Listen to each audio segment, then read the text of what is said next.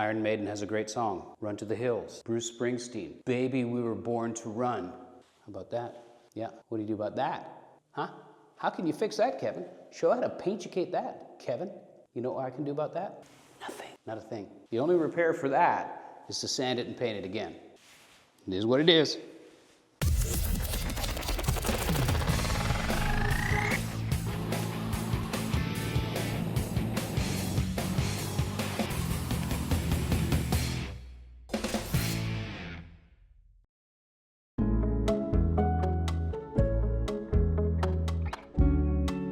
Today, it's all about, well, it's about a lot of things.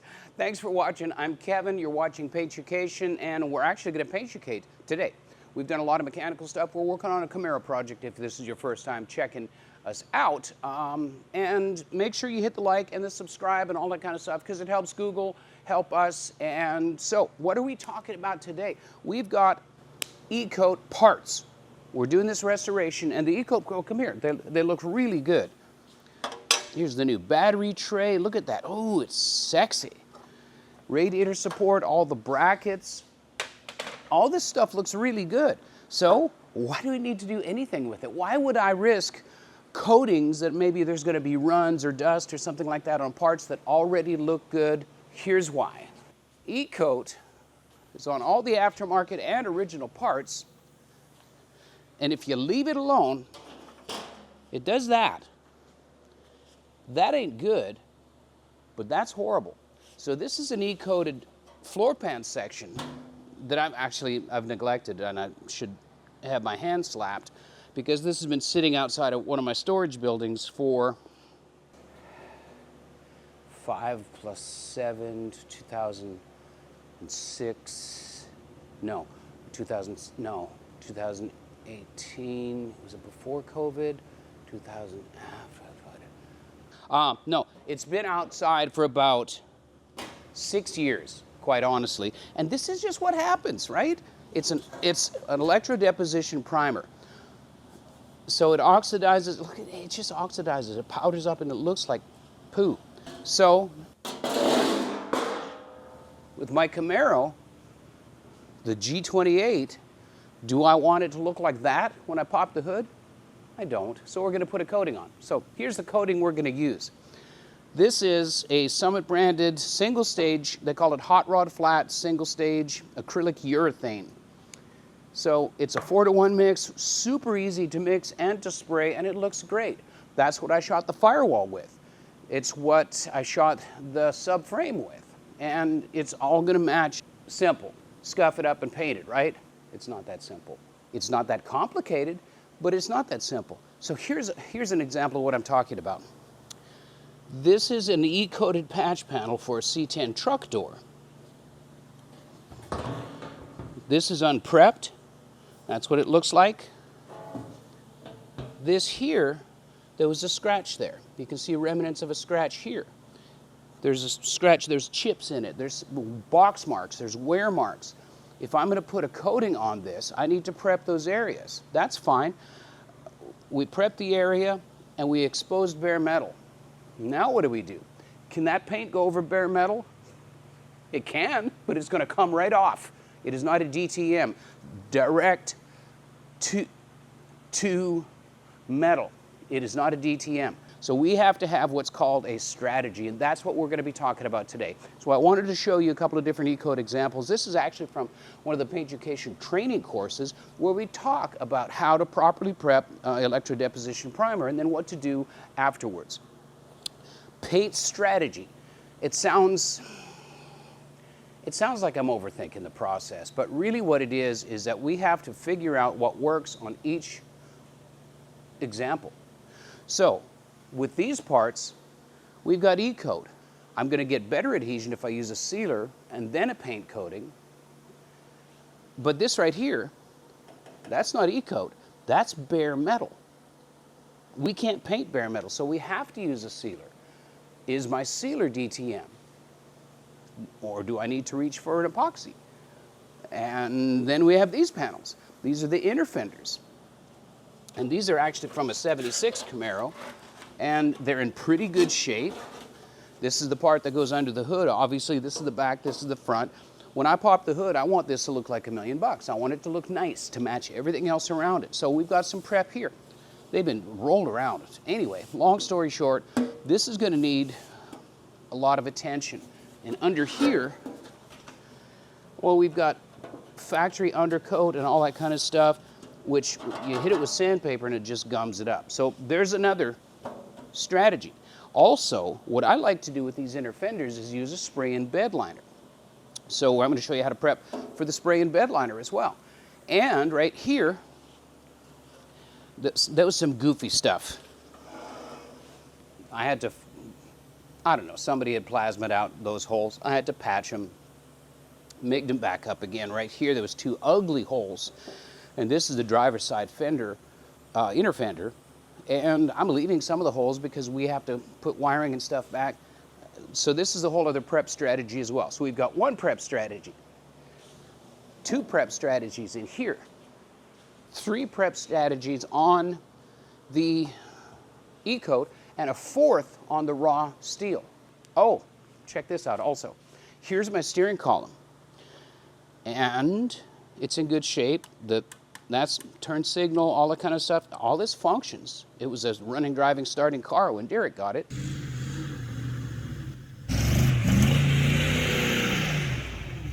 This is the wrong way to do this maneuver. But it's all chewed up, man. And this is some weird pot metal aluminum. So do I just sand it and paint it? I don't know. I don't know. I kind of have to listen to what it tells me, and I'll explain that as we go through. So that might be a 5th prep strategy. So what we're going to start with is the low-hanging fruit here, because I discovered a new tool. I'm a certified tool junkie, I admit it. Hi, my name is Kevin, and I have a problem. So what we're going to do here is use what's called a scaler, a needle scaler. And this thing is a big dumb animal, and these needles vibrate, and you can see where they come into contact. And I did a little test on this, and this factory undercoat was just flying off of there. So I'm going to have a little bit of fun, get a little bit of therapy in, and I'm going to strip these clean with the scaler first. I think it's either a bee or a stink bug. Anyway, if you see something going by. All right, so I'm going to tool up. I'm going to get some PPE on, and we're going to start working.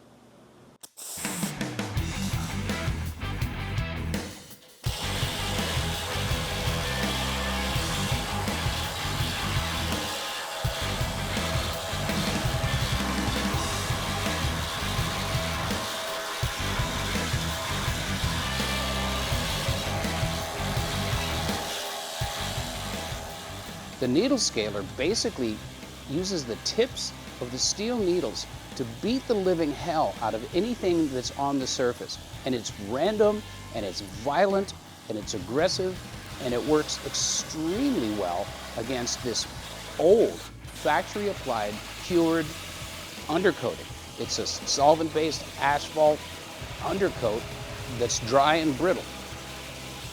The other way that I learned how to do this stuff was with a torch, a gasket scraper, and a wire brush, and it makes a mess and it stinks. And I love this scaling tool because it does none of those things.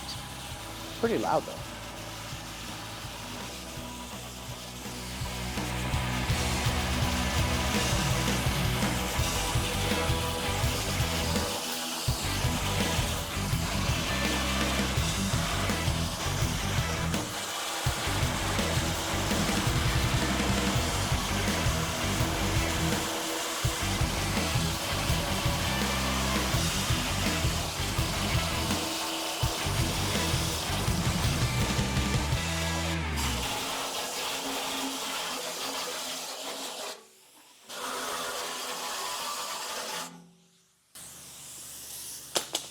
Okay, a couple things.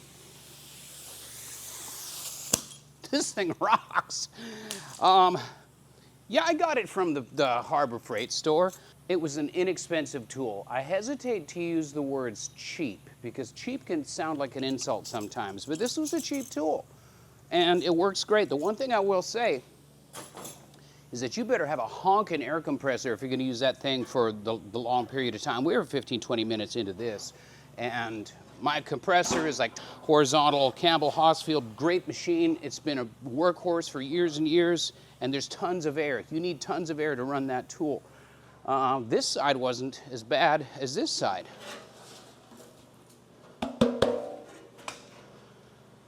So this side here, here's the interesting thing. We're putting a bed liner on here. This has profiled the metal a lot. All those little pits, yeah, that's from the needles. It beat the heck out of this. So because I can see it from underneath, I've got welding scars here. I am going to wipe it with a little bit of body filler just to make it look super nice, especially the under the hood part here. Battery tray goes here. I'm keeping the battery in the front on this car, but I'm still going to wipe this a little bit. So we've got a little filler work to do. Now see, yeah. So I'm not done prep. Here's another thing. Where I welded and finished, closed in those holes, I've got welding scar on the backside of here. I'm just going to smooth that out. But we're going to do something else before I do all of that stuff. I'm going to grind those flush. We've got a little bit of surface rust in here. So I've got a wheel set up on my drill that I'm going to go ahead, while I'm PPE'd up, I'm just going to knock over some of this rusty stuff with this fiber wheel.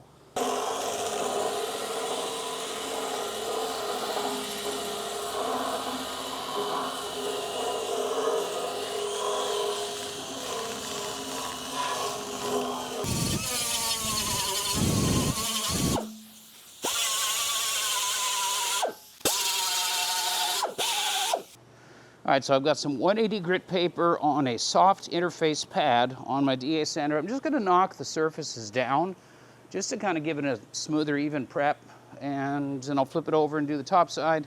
We should be good.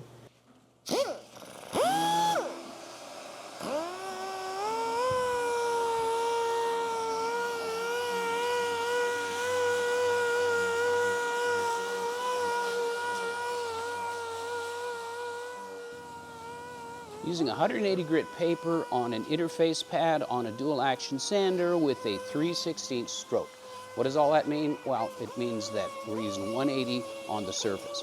The interface pad helps the pad conform and the sandpaper conform to irregular surfaces. And let's face it, these inner fenders, they're like an egg. And there's hardly any flat spots, even though there's round exposed spots. So all of that said, it helps get inside the internal grooves, but it also requires hand sanding to get the places where the 6-inch DA sanding pad surface won't reach into.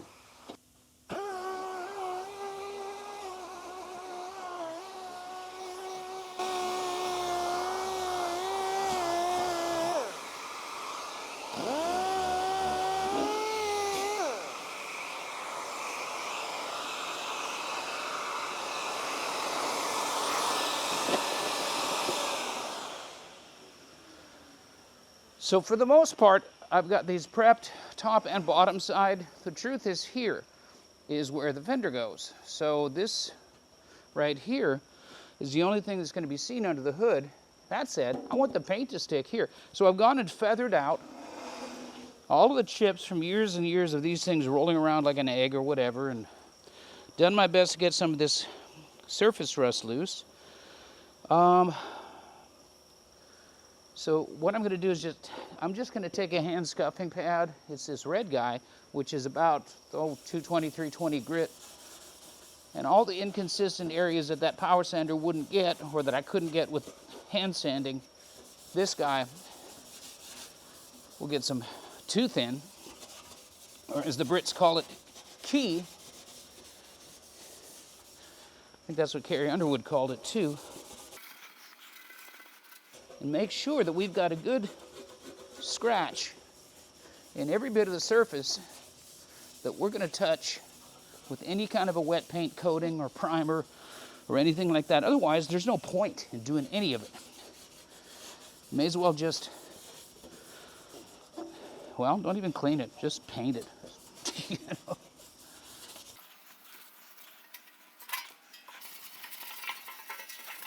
This feels pretty good in here. And I don't care too much about the texture and stuff here, because like I said, a bed liner's going in over top of it, and it's going to be, well, bed liner texture. All right, so we're going to call that prepped. That too.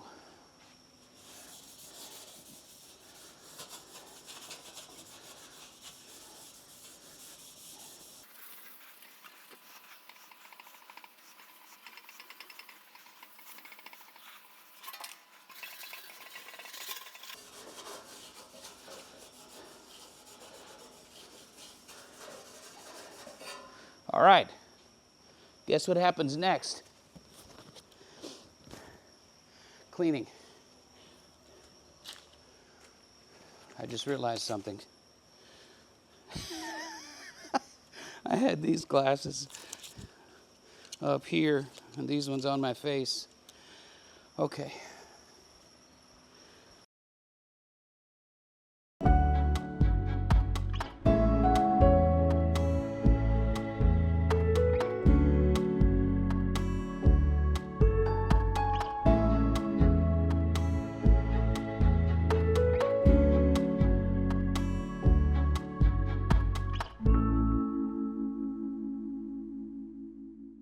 All right, so we're using the German method of surface prep, perfected by Alexander Gudenoff, and calling this done. Crack myself up. Anyway, so now we're going to clean. I'm going to clean everything with a two-step. It's my standard, my go-to. A water-based cleaner and then a solvent-based cleaner. It's going to be just a super nice, super clean surface.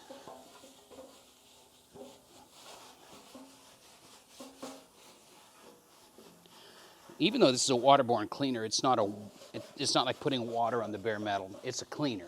It's a detergent and a blend of. If this was smell-o-vision, you would smell a strong odor of isopropyl alcohol. And it cleans off super nice. Top side, yeah. And if you're doing this at home, one of the things you can do, one of the favors you can do yourself is invest in some lint-free towels and good cleaning wipes. It's a little thing that makes a big difference. They're not that expensive. You can get them by the pack, depending on what jobber store you go to. I get them by the case because I use them a lot.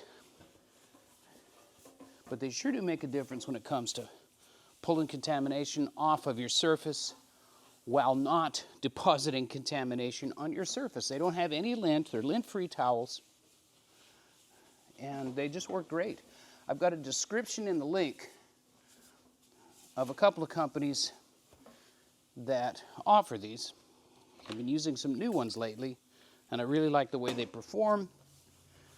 They're super strong. They don't tear apart. Anyway, just an FYI.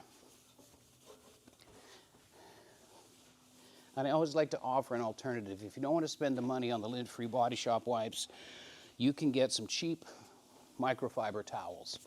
Microfiber doesn't shed lint, and you know, if that's all you got, that's all you got.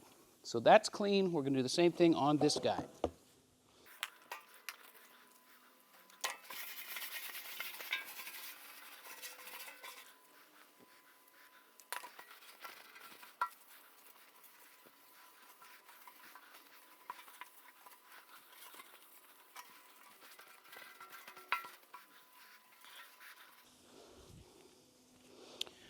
All right, so we're done with the water-based. I'm going to come back with our typical Body Shop wax and grease remover cleaner.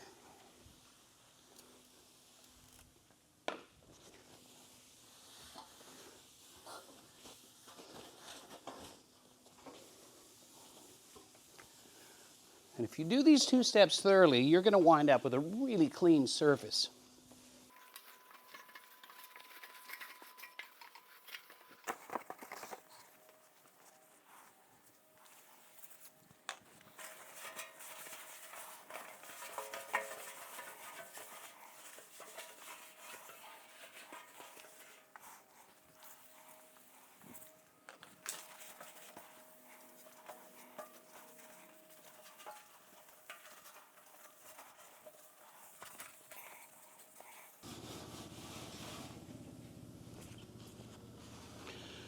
All right, so that's just flat nasty. I'm going to go back and hit that again.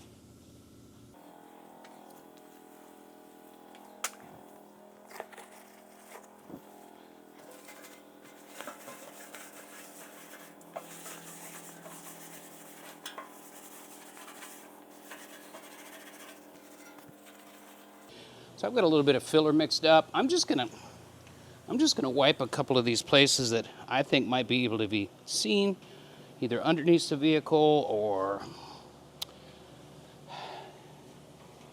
they just bug me. How's that? Places bug me. Oh. I just want a little bit in here.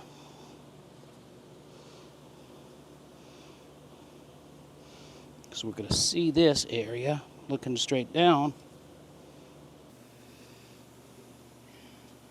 I had a couple guys hacking on me in the comments about wearing gloves. You want a good reason to wear gloves? You want a creative spreader inside a complex shape?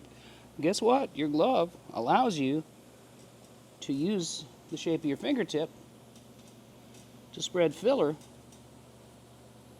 without having to wash it off your dang skin. This radiator support is fully assembled to put the front end back on the car. So why am I blowing it apart? Well, we rob ourselves of the opportunity to get even paint coverage in and around everything. So I'm going to blow this all back apart. Plus, this is raw metal. This is E-coat. Prep is different. So we are going to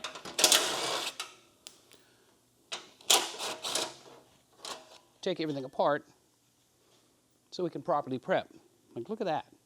How would I get back behind there? Somewhere.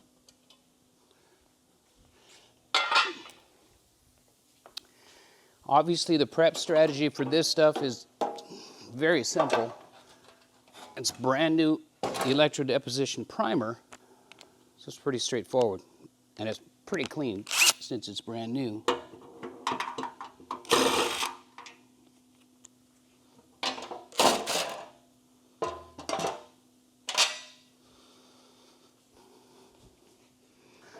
Because this bracket is what holds the grill in place, that beautiful Rally Sport nose. And I struggled with that, trying to figure out how they went while I was left-legged underneath the car with the video camera running. So I'm going to actually take a picture of how this bracket works. Oh, for God's sake, come on. Okay, there's camera. No, I don't want a picture of me. Okay, got that.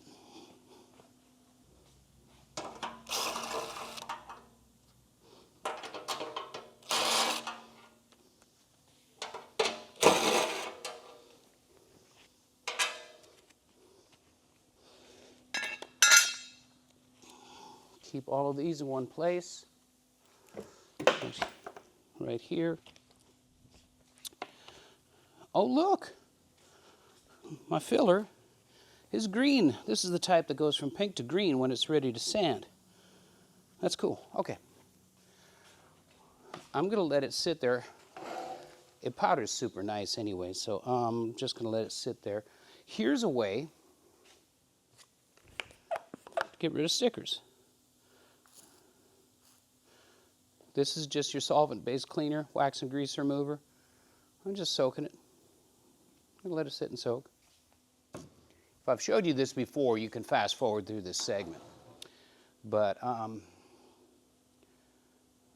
that'll take care of itself in a second here. Okay, so for the rest of these parts,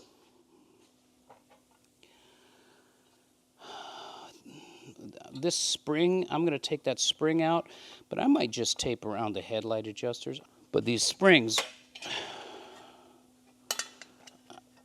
I don't know. I want to keep them gold colored, so I'm going to pull them out, maybe.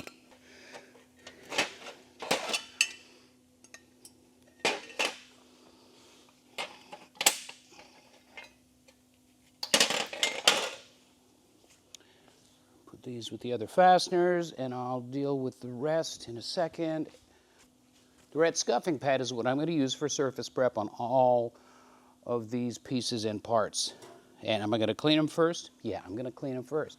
I don't trust where these have been. They've been sitting in an offshore warehouse somewhere. They've been sitting in a warehouse in Gainesville, Georgia somewhere. They've been on and off the garbage Camaro 3 different times and sitting in the shop over there while I'm doing overspray and cosmoline and polishing and stuff. And I owe it to myself to clean the parts before I prep them. That way I'm not grinding contamination down into the E-coat and potentially causing myself trouble. So here's the real truth about paint and body work. And this is it, folks. I can't be any more honest than this. It's about cleaning and sanding. You clean and then you sand and then you clean. Then you might sand some more. And then you clean and then you sand. And then you get to spray. And then guess what? There's more sanding, more cleaning. And then you might polish. Clean, sand, spray, polish. 4 things. It's pretty simple. We'll give it another shot. I've probably wet this a couple of times. In the end, it's just curled up. But what happens is that the solvent releases the adhesive. And if you're slow and careful, then you get the label off of there without it tearing. And it just looks perfect. There's nothing left, right? Yeah. Cool, right? You're welcome. The body filler I'm using is a glaze, which that means that it's thinner and it powders easy. The first sandpaper that we use on it is 180 grit. That's pretty fine, and it's right in line with the rest of the scratches we put in the surface. It powders up nice, especially on a DA sander, and we're gonna have to follow up with some of the inside areas, the inner 90s and little complex shapes with hand sanding. But 180 is all we need to flatten out this surface, and we don't have to worry about chasing out heavier scratches or even missing them when we do finally put our wet coatings on.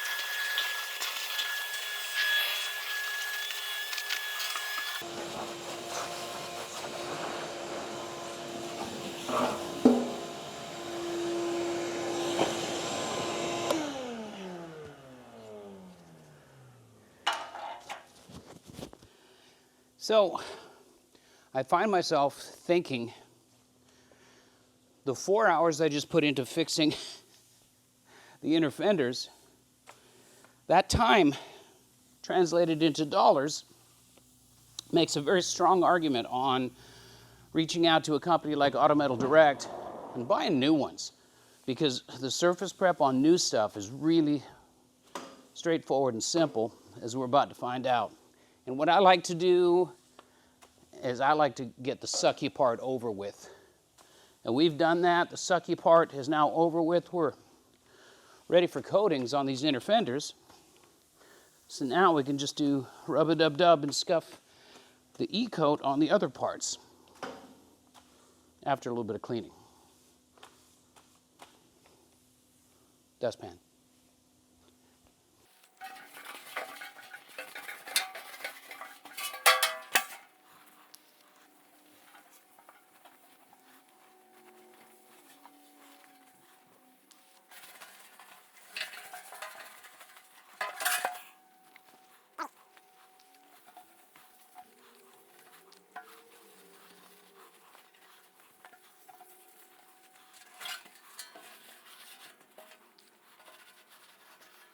This is going to be a 2-step operation. Now that we're prepped, what we're going to do is put a, I don't even really need a coating on here because I'm going with the truck bed liner. But this right here, this needs an epoxy coating because it's raw filler. Oh, a little spot I need to cut out or sand there. Okay, and it's raw filler, and the bed liner doesn't really stick very well to raw filler, so I'm going to just some epoxy on the bottom sides of these, and we're going to go to a super tough bed liner material.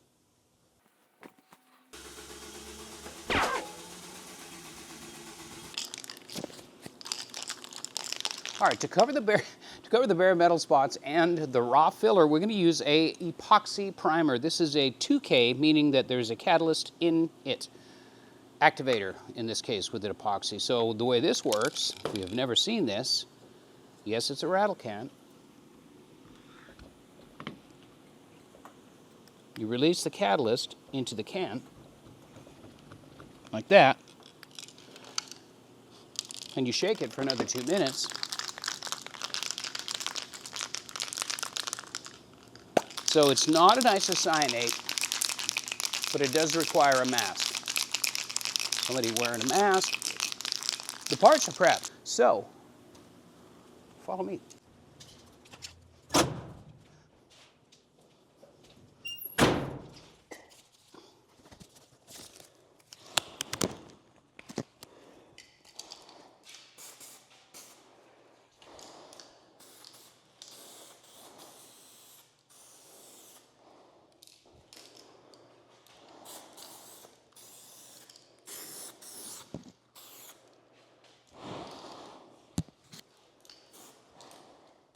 All right, that's it.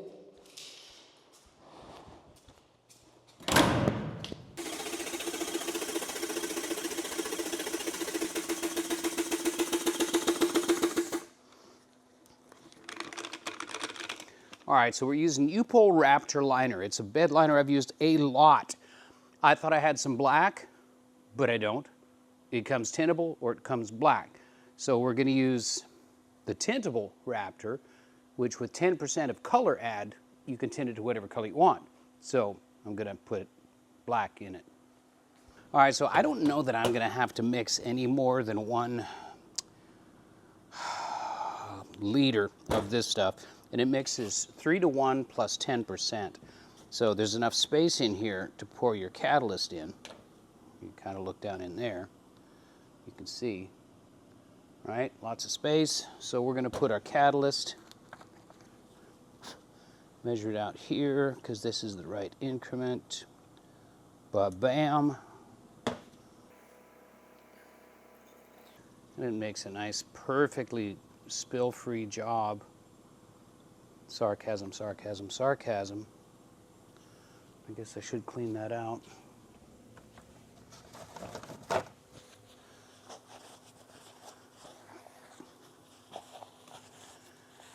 And then we'll put our color in the top. We're going to use base coat toner off of my Nason system. It's just a black toner. And I could see in there. So I'm just going to fill it up to pretty much to the top.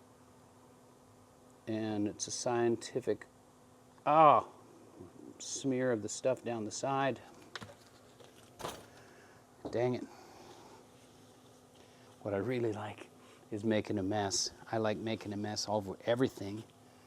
And it's one of my favorite things to do. All right, so this is going to get shaken up a lot. This is the gun we're using. It's basically just a big siphon. I like the simplicity of it. It screws into the top of the can, pickup tube's way at the bottom, and knock on wood, we're going to get enough coverage to do the inside of both of those inner fenders. I'm going to put this back on the shaker.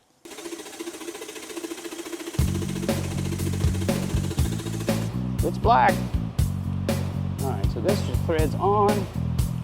Super simple. And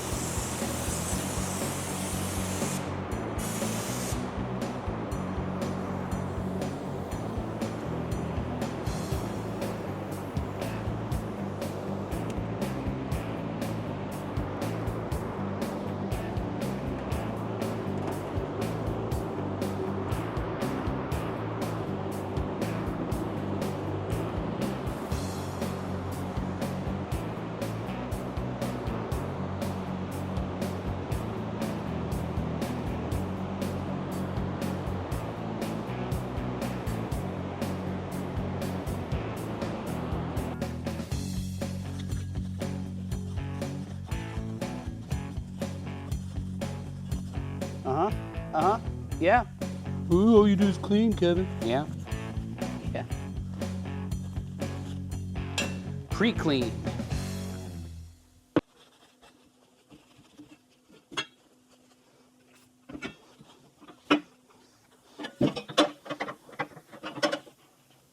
All right.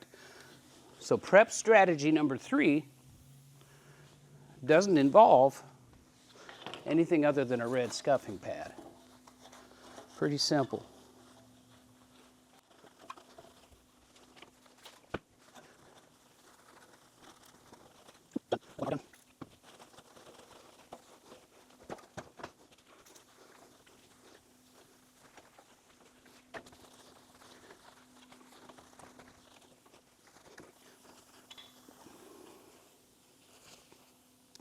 These scratches right here, those are going to be noticed. Those are going to be seen. So I'm going to feather that just a little bit. Out of this whole radiator support, this upper tie bar right here is literally going to be the only thing that gets seen. All right, so that just feathers that out just a bit, so those harsh scratches aren't going to show through. Somebody must have dropped this or something. Who would that have been? I knew it. I knew it. Ron Ryan. Ron Ryan. I got you. I got you, Ron Ryan. There's not much high tech about using a red scuffing pad on brand new E-coat. It's just scuffing it up. The grit is 220 to 320 range, and we're just scuffing and putting a good healthy scratch into the surface, and also trying to conform into the tight nooks, crannies, corners, and 90s and backsides. So the last piece that I'm going to prep to paint is our steering column. This is the original steering column from the GC, and it's in good shape. The turn signal mechanism, well, I'd probably like to take that lever off, but I got to take the steering wheel off to do that. The rest of it, lock cylinder, I'm going to tape up. The wiring stuff, I'm going to tape up. This is some voodoo for neutral safety from some past incarnation of this car. I'm just going to tape this stuff up until I know exactly what to do with it, and I'm going to spray the rest of it. The only thing that you're ever going to see is the top of this column right here looking down on it. And yeah, so I'm not even going to take the steering wheel off because now it turns into a lazy Susan. So now all I have to worry about is prep. I'm not going to prep the horn button. Not going to do it. This is the only thing that concerns me. If camera guy can get a super close-up in here, this is a pot metal collar. And you can see that it's kind of crust-ish. It doesn't look great. Yeah, you can see a better picture of it there. What I'm going to do, first and foremost, is I'm going to take this little, I wonder if that even still works. Anyway, sorry, squirreling. I'm going to take this switch knob off because I'm going to reuse that. And I'm going to scuff this, or sand it actually, with 220. Then I'm going to come back with 320 because I don't know. If this becomes pitted, it may be a situation to where I need to prime it, wait, and sand the primer, and then paint. So here's my 220. You can see it's just what happens with pot metal. Those little nubulas, that feels pretty smooth.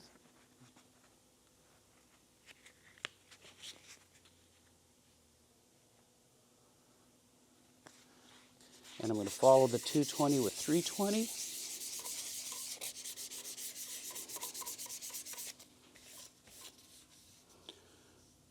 And, dude, that's really smooth. Okay. I'm going to roll with that. Just use 320 down here, and then I'll chase that with a scuffing pad, especially down in here and all this business. Clean some of that rust off, come down here. Okay, all right, so now I know what to do.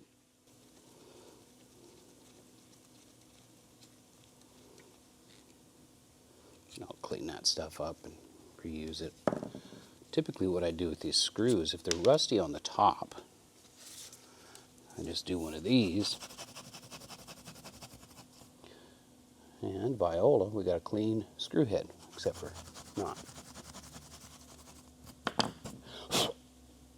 Yep, done. All right, cool. So there's that. I don't want to miss an opportunity to do some fun detailing stuff. I'm going to wire wheel them at a later date. We're just going to treat that like a separate piece, and I'm going to paint that. I probably won't mask the aluminum pieces here, but I do want to paint that separately, and I'll paint those bolt heads silver. Anyway, not to be too much of a time suck, but hey, this is the time to where we can establish details. Put them back. All right, scuffing, more scuffing.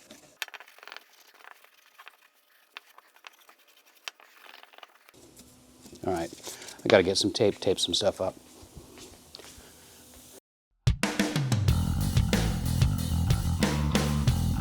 So the battle that I have is constantly trying to keep myself from over-restoring this car. And here's the real truth also. It was too far gone to just fix up and get back on the road, and that's why Derek left it behind. It's also not far enough gone to warrant a parts car, which is where I picked up. So it's that delicate dance of doing enough to justify what the car is asking for and what the car deserves. The bottom line is I'm gonna have a great car, but the danger here is getting sucked down into the rabbit hole of spending way too much time on details like this right here. The paint body professional in me can't throw overspray all over wiring connections and stuff like that, and so the half butt way of doing it's not in me, and I'm not going to do it on this car. But I am aware that it's taken way too dang long.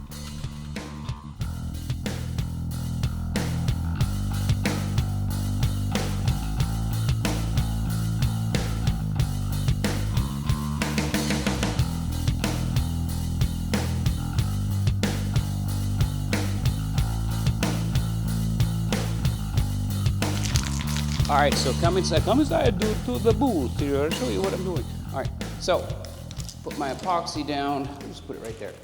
What do we have? We've got prepped E-coat, super clean, scuffed, prepped, cleaned again. We've got our steering column here, a little bit of exposed metal here, and we've got our original parts that are prepped, all the scuffing, all the chips, the body filler. Underneath, it's a beautiful, check it out.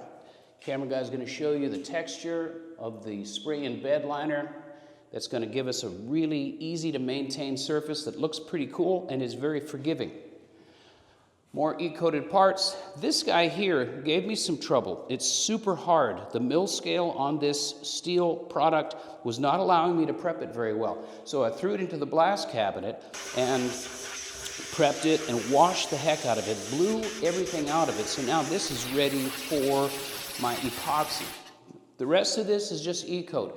You need to put a sealer on E-coat. It's not my opinion, it's procedure.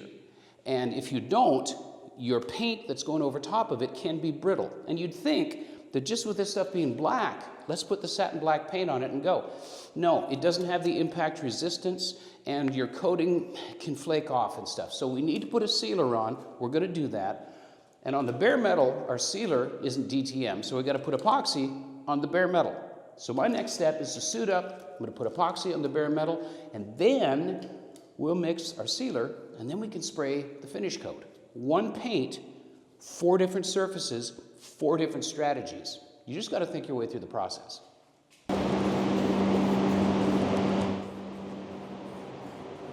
This epoxy coat, even though I've added the catalyst, gives me a 48-hour window to use it safely and effectively. So this has just been overnight. We were sprayed yesterday. We're perfectly within the rules to apply this and have it do what it needs to do to properly bond to the bare steel and give the foundation that the top coat needs, or the sealer in fact needs, before top coat on this bare steel part. Hey, if you're watching this, you're probably interested in learning about paint, body, restoration, refinish, all that type of stuff. I want to let you know we're having a sale. It's what we do at Paintucation. We've been doing training products for 25 years. And this year, we're going to have a Black Friday through Cyber Monday crazy great sale on all Paintucation streaming products. And you don't want to miss it. Whether you want to learn yourself or you've got somebody in your life that wants to learn this process or this discipline, check us out. Black Friday through Cyber Monday Paintucation sale. It's going to be crazy, and we want to extend this to you. Just wanted to let you know. All right, so this has been sitting on a shelf for a while. I put it on the paint shaker, and look what's happening. Look what's happening down at the bottom. We've got some muck down at the bottom of the bayou. That's where the Loch Ness paint monster resides. So while I'm stirring this, I'm going to talk to you about this stuff. You know, the things that we have control over are the way we can clean, the way we can sand, the accuracy in which we mix, the precision in which we spray. So we have a TDS sheet, technical data sheet, shows us our mix ratio. We have different colors with this. Obviously, we want a dark gray. It looks black, right? That's going to give us a real close match to our top coat. So 4:1 dry times, 15 minutes to the dry time, the viscosity in the Zon number 2 cup. Here's our different part numbers for our activator based off of the temperature. We're going to use a slow activator. And yeah, see there, the package size is pot life. It's a 1-hour pot life. What it also tells me is what size gun that I can use and how much time I have to put my finish coats on after I spray the sealer coat. So the sealer is designed to take paint without sanding. That's one of the reasons that I want to use the sealers, because I don't have to go through that process again. It sucked sanding all those parts and cleaning them again. I only want to do that once. So this is called a wet on wet technique, and I'm not feeling any crust down at the bottom anymore. I think we're in pretty good shape here. So I've got my divisions marked on my cup. So we're gonna go that much with our product and carry it up to where I've got it marked out. And that gives us our 4:1 mix ratio. This takes a 1.3 fluid tip. It's right there actually in the TDS. HVLP gravity 1.3 to 1.4. I like a 1.3 because it's got a little bit smaller droplet size and the coating is going to be just a little bit smoother. We're just about ready to suit up. I'm going to be using a fresh air rig, so I'm safe and completely protected while I'm spraying.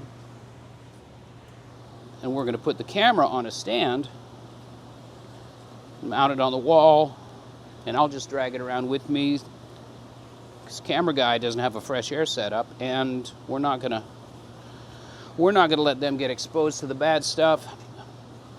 My point in even bringing that up is when you're using these things with a hardener, with a catalyst in, just be safe.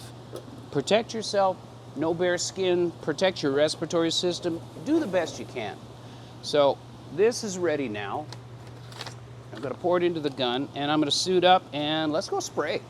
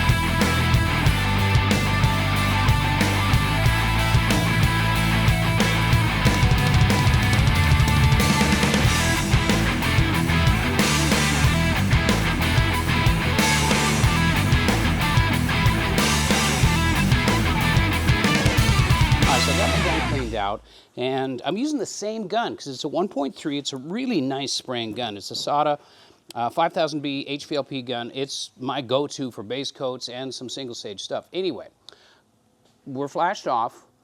Minimum of 15 minutes that you got to wait between sealer and finish coats, and we're probably going to give it a little bit more, like triple that. So anyway, go take a look at what we got. So you can see a distinct difference in the sheen, but this sealer color is black, man. They call it dark gray, but this is BLACK.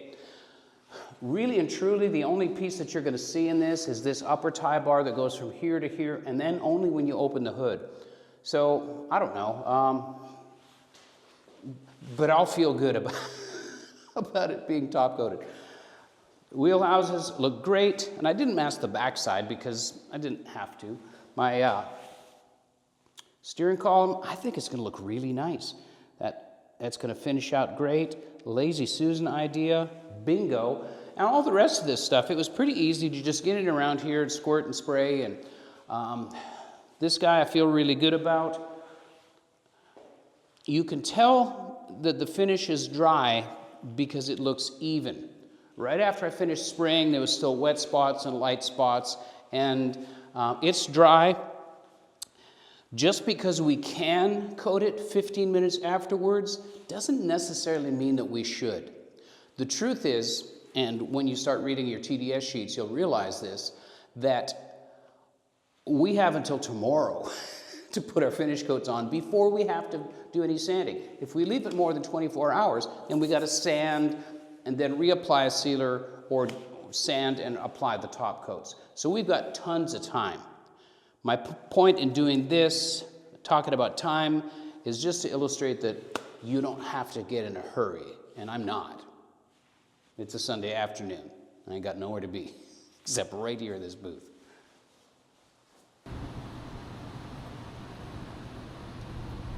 We took a little lunch break just to let everything gas out pretty good. Probably left it about 45 minutes, maybe even close to an hour. There's nothing wrong with that. Our finish coat is the Summit Racing Hot Rod Flat Black. Mix is pretty simple, 4 parts product, 1 part catalyst, and it's very straightforward. Using the mixing cups, you find your 4:1 ratio on the side, you figure out how much you need, and then you just mix your product up. Speaking of how much product do you need, how did I know how much product I needed? Well, my sealer coat is a single coat. It's about the same thickness or viscosity, and I just measured how much it took to do the sealer coat, and then I mixed up enough paint to do that twice. So that gives me, my point is, my sealer coat was my rehearsal for figuring out how much top coat color that I need to mix up.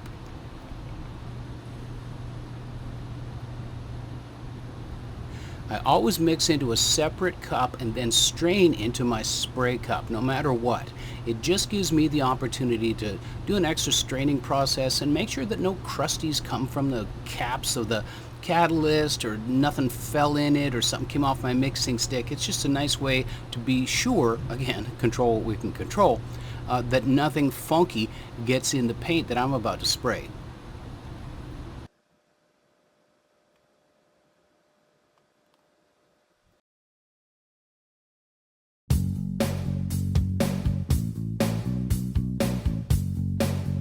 Another way that I control my results in the booth is by doing the same recipe. You notice I'm starting by the exhaust filters on the radiator support, and I'm moving my way up panel by panel throughout the paint booth.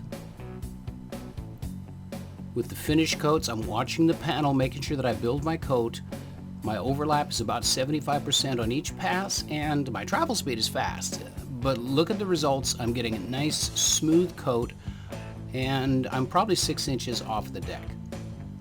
The Lazy Susan idea, it just worked great. So I've inverted my air cap, spraying in a sideways elliptical pattern. Just makes it a little bit easier to get nice coverage on the tube. The individual parts, they're kind of the most challenging. You just have to be able to see and lift them up and make sure that you can see the reflection of the lights off of each piece.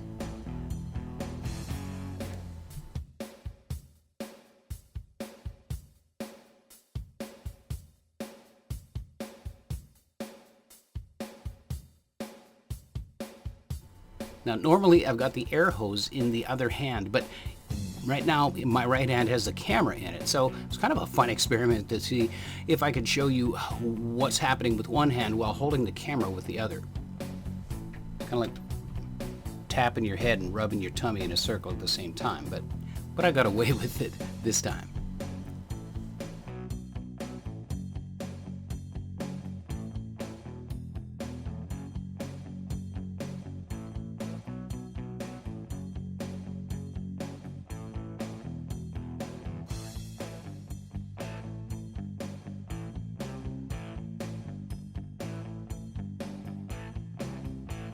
And before I leave the booth, I take a good look around and make sure I've covered all of my tracks and there's no dry spray or any areas that I've missed, especially with a big batch of parts like this. It can be easy to leave a dry edge somewhere, but it all looked pretty good. And of course, now's the time that we completely break the spray gun down, clean every orifice, every fluid passage, the needle, blow it out with compressed air, clean it again, make sure I wipe down the outsides, and it's just a matter of personal pride for me to take care of my equipment like this. It's pretty important.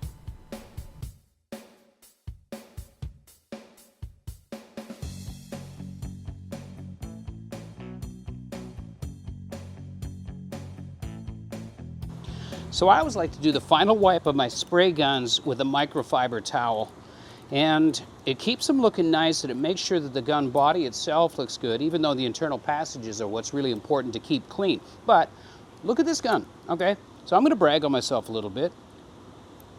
It probably needs a deep clean and maybe a kit put in it, but it still sprays great. It looks fantastic. It has been literally my main base coat and sealer gun for 10 years. 2016 I got this gun, and it looks like I got it a month and a half ago, and I'm proud of that. And it's what I try and teach people about equipment. It doesn't matter if it's the $75 Harbor Freight gun. Clean it before you use it and after you use it. Make sure your equipment is ready for you when you're ready for it. Take a little bit of pride in your equipment. And that said, let's go check out the stuff in the booth, see what we see.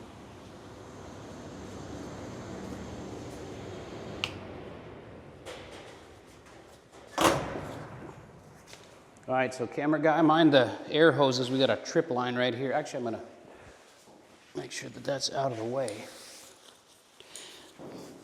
Kind of a pain in the butt to have a fresh air supply as well as a spray hose. But it is what it is. It's a health thing. It's a safety thing. All right, so let's take a look. So if you're noticing that there's different degrees of gloss, for instance, look at the front of this radiator support. It's a little bit flatter than it is on top. On the steering column, it's a little bit shinier than the satin. There's different degrees of gloss. You're gonna have to let this calm down. Typically, I don't get concerned about the degree of flatness when I'm spraying satin until the next day. This stuff has to solve and evacuate, and the flatteners have to settle properly in the top surface. But I just wanted to kind of look it over, see everything. Everything looks good. We've got nice even coverage on everything. This is a little bit shinier than the other. I might have sprayed a little harder on that than the other, but this is what we get. So I have to police myself and make myself not put these things back into service too soon. So what we're going to do is we're going to shut this down and let this sit and dry overnight and not risk bruising the paint, not risk scratching it, not risk fingerprints into a surface that we can't repair. And I'm going to high five myself. High five. Got it done.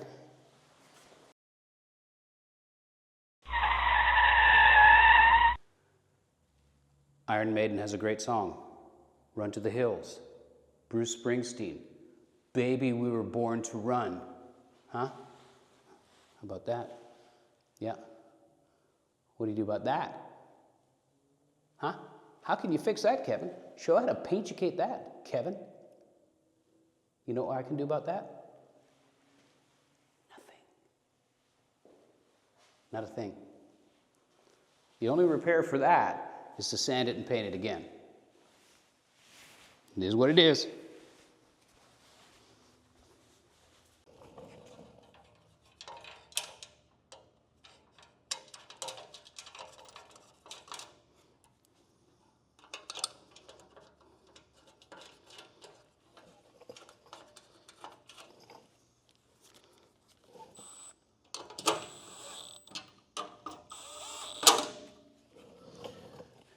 So I got to admit, that looks pretty good. I can pat myself on the back a little bit. Well, look at all this stuff over here. Well, it looks about as good as the Eco did when it was brand new, but this is a finished coating, and all this looks great.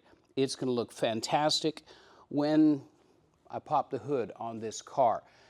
And I say car because it feels like a car now. You know, we've kind of come to the point to where it's a car. So I'm going to bolt some sheet metal on it, and we're going to start body working this thing. And no, we're not done. We got to plumb it, wire it, cool it, and interior, all that stuff. But we're getting close. We're getting close. This is a huge, huge stepping point for me. So I'm excited about it. I hope you're having fun watching and coming along for the ride. And let us know what you want to see on the channel.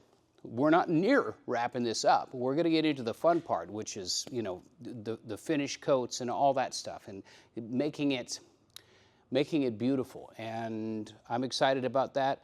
We're going to be bringing some other projects in, and hope to bring you in with us. So if you haven't subscribed, please do. If you have, thank you very much. And yeah, signing off. We'll see you next Saturday.